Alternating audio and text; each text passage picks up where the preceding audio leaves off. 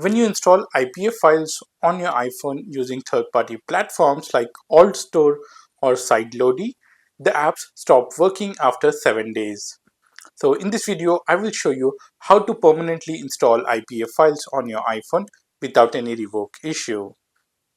The first step is to download and install FleckStore. I made a dedicated video on how to download and install FleckStore. The link to that video is in the description.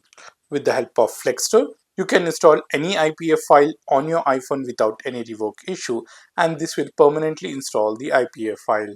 It has a section named as Signer. Just go to Signer. Here select IPA file, choose file, select the IPA file that you have downloaded. Now click on Sign App, click on Install, and this will start installing the IPA file on your iPhone. So this is how you permanently install IPA file on your iPhone. So that's it about the video guys. For more videos like this, subscribe to iOS Droids.